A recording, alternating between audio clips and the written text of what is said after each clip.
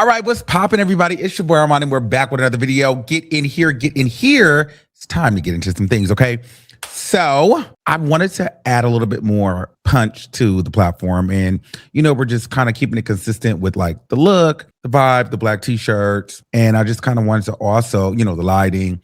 And I wanted to now start introducing a bit of a funner segment to the show, which is like Q&A. So I hit up some of my people that I knew and some friends, and I told them, give me some stories or give me some questions.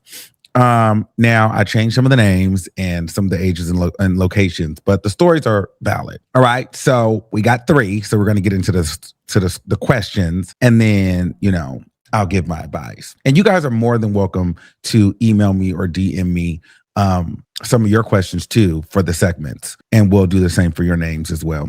All right. So question number 1 comes from Kevin out of Los Angeles. He's 32 years old. He says, Armon, I've been hooking up with my straight friend for months, but he still says he's not gay and only wants to mess around when we drink. Am I being played?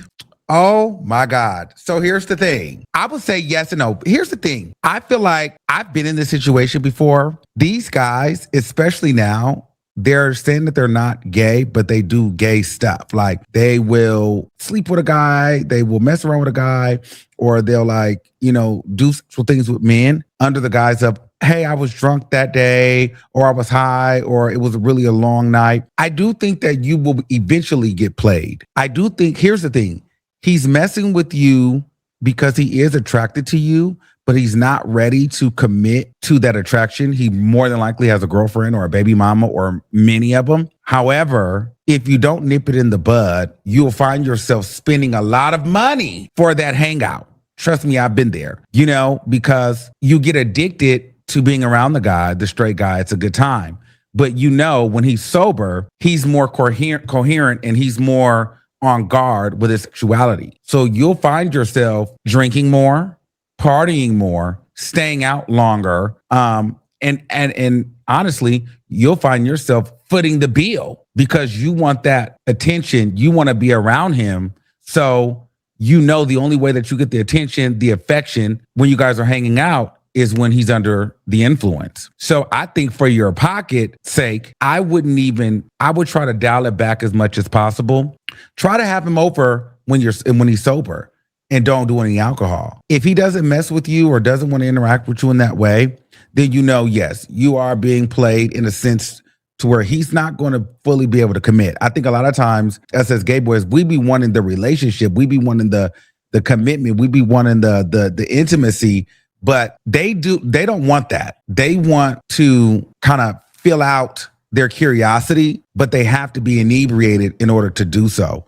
So it sends you through this long loop of back and forth, because here's the thing. The guy will come over, you guys will have a time, and then guess what? It's over. He's gone. Then you feel empty until the next weekend, right?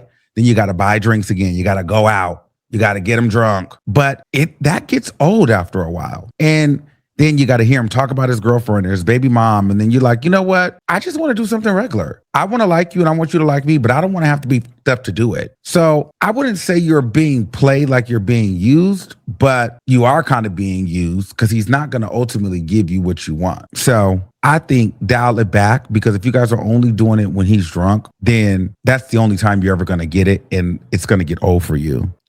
All right. Alexis, she's 24, in Miami. The guy I'm dating follows hundreds of Instagram models and likes their pictures all day. Is that normal or a red flag? Hundreds of Instagram models? Here's the thing. I'll be honest with you. You're going to see it. We see it on Instagram all day. I wouldn't want my person following a bunch of niggas or Instagram models or boys or girls. But at the same time, I wouldn't want to be policed on who I could follow either. If I want to follow a cute boy that I think is cute, I want to like his pictures and stuff, I think that's fine. As long as he's not DMing them, I don't care. Like what you like, follow what you follow. I don't think you should be insecure in that way. I don't see anything wrong with it. The guy likes hot girls. I feel like if it gets to a point though, where you guys are mid-conversation and you see a big booty Instagram girl in a bra and the panties and he can't even talk to you because he's looking at her, then he probably should dial it back. I don't know. Because I feel like for me, I wouldn't care if my man had, seen like a bunch of cute boys on Instagram, as long as he wasn't talking to them. But then again, who sits up and goes through their man's phone all day? You just don't know.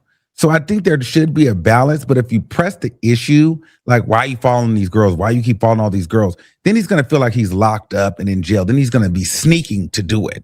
So my thing is, that may be something that you just have to maybe have a conversation about. Don't make it a big deal. If it seems like he's giving you some pushback, but he, and it's not I'm trying to hide something, but more so like, babe, I'm just following him because, I like to look at the girls. It's nothing like that. Then I would think I would let it go, because the last thing you want to do is be in a situation where he's hiding it from you. So I think I would just move on until it gets to be to a point where, you may catch him talking to them or something. But until he's doing that, if he's not cheating on you with those girls, I don't think it's a big deal. I don't think it's a big deal. All right.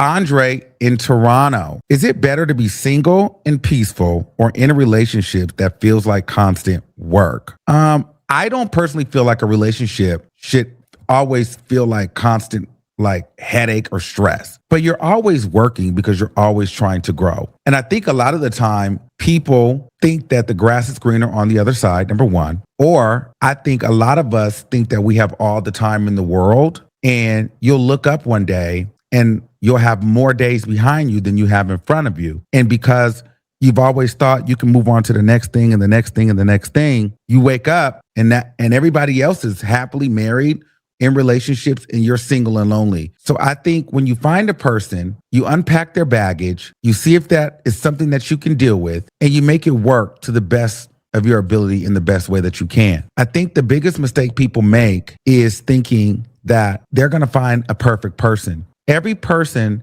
that you come in contact with comes with some sort of baggage. You just have to open the baggage and see if these are things that you can manage. It's okay if you can't manage this particular luggage. Maybe you like a different package. That's fine. And so you just have to decide, hey, is this the kind of baggage I'd like to carry and deal with?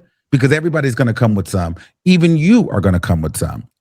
And as far as being the single and peaceful, I think you should be able to be single and peaceful first before you get into a relationship. But I don't know. I think everybody wants love. So I wouldn't go with the single and peaceful situation. I would go with find your person, see what baggage you can and can't deal with, and decide from that. And if a relationship is having you confused or making you guess too much or question everything, that's clearly not for you. Always remember, the best relationships are when you and that person choose each other, not being in a relationship because out of necessity, or, I need stability, so I'm with this person, or I don't have my own, this person has everything, or, it's cheaper to keep her type of mentality. That's not happiness. But I would advise, be in a relationship and work on it, build, grow. I'm not for now some people do need to be single because they need to know how to be alone, and they need to heal so that they can be better in a whole person and less baggage when the right person comes around, so that they can actually be in a healthy relationship. So yeah, if you're not in a position where you're financially stable, you're mentally stable, you don't feel physically your best, be single and be peaceful. Work on yourself, and then go out into the relationship, and you'll start to find a relationship, and actually you'll start to attract the types of relationships that are best for you. So that's what I think, and that's what I'm doing right now. It's hard, being single and being by yourself, because sometimes you're like, dang, I wish I can go back to that old thing, or wow, I'm lonely. It gets lonely, but there's times where you're like, shoo, everybody's single out here. I mean, everybody's in a relationship, but everybody cheating too. That's the other part. So it's like, do I even want to deal with that? So, well, shit, now I'm thinking, well, you might as well be single. What the hell do I know? We're just getting in here. Thank you guys for your questions. Let me know what you guys think in the comments. Give your thoughts, give your answers to the questions in the comments below. And remember, keep that same energy, and we'll see you soon. Peace out.